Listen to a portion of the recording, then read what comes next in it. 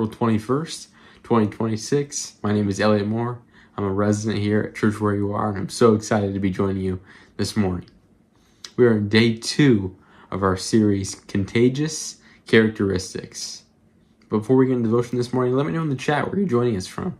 Just put it in the chat or the comment section. Let us know where you're joining us from. You might find somebody that's a little bit closer than you might think. We have people from all over the country that get to join us here at Church Where You Are. So just put it in the chat or the comment section where you're joining us from.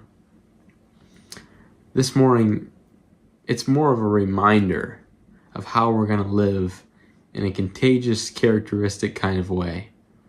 More of a reminder that it is possible to live differently than your initial reaction, or to more so not live on emotion, but live according to how God tells you to live. So again, this is going to be a short daily this morning because it's more of a reminder of what we went over yesterday. So I would encourage you, if you didn't watch that one, to go back and watch day 1 of this series. And this is going to be an example and a qualification, a continuation of that we can live the way that we talked about yesterday. I want to read Luke 10, verse 30 through 37. It says, Jesus replied with a story. A Jewish man, so these are Jesus' words, a Jewish man was traveling from Jerusalem down to Jericho, and he was attacked by bandits. They stripped him of his clothes, beat him up, and left him half dead beside the road. By chance, a priest came along, but when he saw the man lying there, he crossed to the other side of the road and passed him by. A temple assistant walked over and looked at him lying there, but he also passed him by and went to the other side. Then a despised, that word's very important, then a despised Samaritan came along, and when he saw the man, he felt compassion for him. Going over to him, the Samaritan soothed his wounds with olive oil and wine and bandaged them. Then he put the man on his donkey and took him to an inn where he took care of him. The next day, he handed the innkeeper 2 silver coins, telling him, "Take care of this man. If his bill runs higher than this, I'll pay the next time I'm here." Now, which of these 3 would you say was a neighbor to the man who was attacked by bandits? Jesus asked. And the man replied, "The one that showed him mercy." And Jesus said, "Yes, now go and do the same." So we're presented with 3 examples. 3 different men of completely different backgrounds with completely different titles saw a man half dead on the side of the road. And they did very different things. One man didn't even acknowledge him. One man acknowledged him but didn't help him. And another man saw him, acknowledged him, and helped him. He went beyond what the other 2 did. Well, why is that important? It's not just a good story.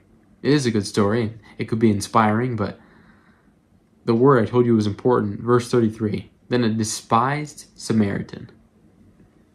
People of different people groups 2,000 years ago, they didn't associate. If you were among a different tribe, a different people group, you didn't associate with one another. In fact, the Jewish people would have called this man unclean. If you were to talk to this man, if you were to touch this man especially, you were unclean. And this isn't a concept that is new to our world. We're very familiar with our world. We're very familiar with this concept.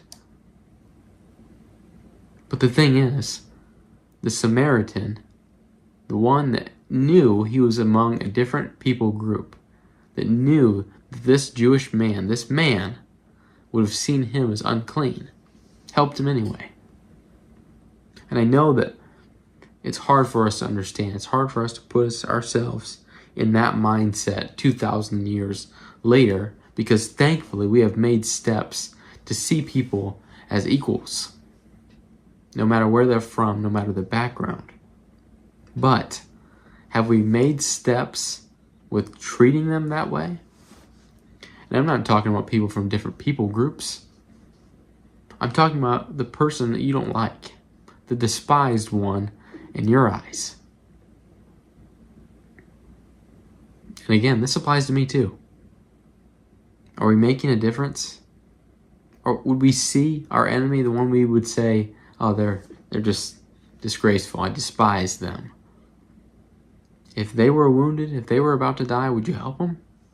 And of course, I would imagine your initial reaction, well, yeah, I'd help them. Would you? I would like to think I would too. What about if they needed a hand with something? What about if they were sick? What about if they weren't going to die? They just needed some advice. Would you help them? Well, see, that gets a little more complicated, doesn't it? That gets a little more complicated. I think we would all like to think if somebody was going to die, no matter if we didn't like them or not, we'd help them. But what if they weren't going to die? What if they just needed a hand, needed some advice, needed somebody to be there for them? That's a little different. But this is an example that it can be done.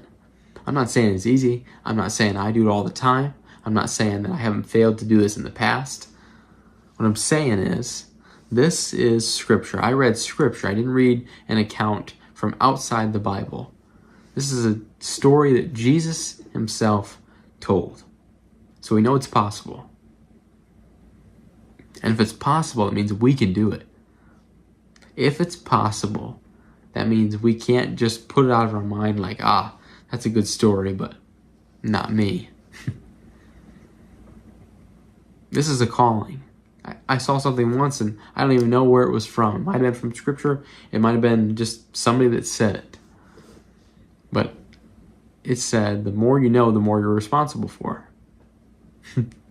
So if you just turn the stream off right now and stop watching these dailies, I understand. But if you've made it this far in the video, then we're responsible to do that. Now we know that it can be done.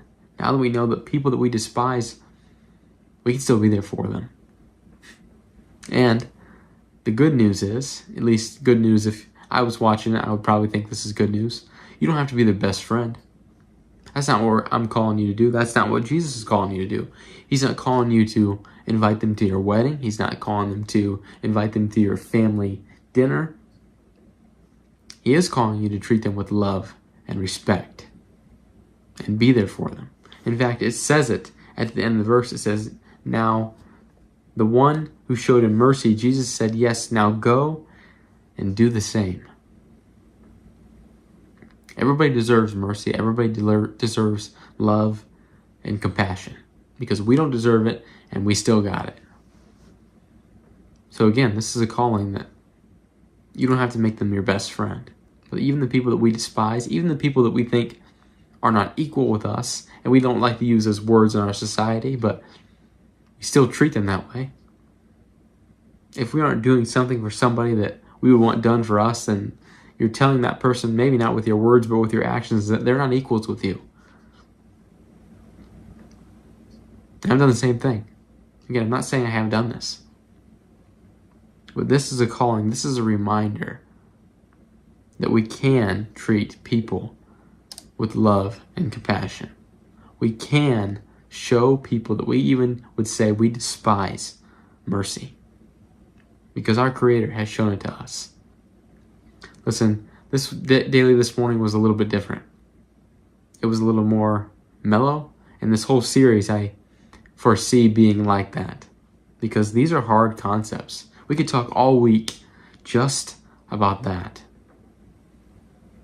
And this is the kind of thing that gets Christians called hypocrites. Because we can't claim that we do this right all the time. We can't. It would be wrong of me to say, this is how you need to live because this is how I'm living. Am I trying to live this way? Of course. Will I fail to live this way more in my life? Yes, I will. I will. But we do have the power to make a difference. We're always going to fall short. It's just a reality. We're going to fall short. We're not perfection. We are far from perfection. But every little step we take, every little acknowledgement that we could be better, gives us a little bit more power. It gives us a little bit more strength to do what God has called us to do. We're going to be far from perfection no matter what. But again, I think it's important for us, and it's our responsibility to take steps to live more godly lives. And we can start with this. So again, this daily was a little bit different, and this whole series will be just a little bit different because we're talking about very hard topics. But if you were encouraged by this, if you thought that it's important to raise awareness about things like this and the realization that we can be better, share this with someone. Share this with someone that you think would be encouraged by it or just needs a little bit more awareness on what compassion is and how we can live that out.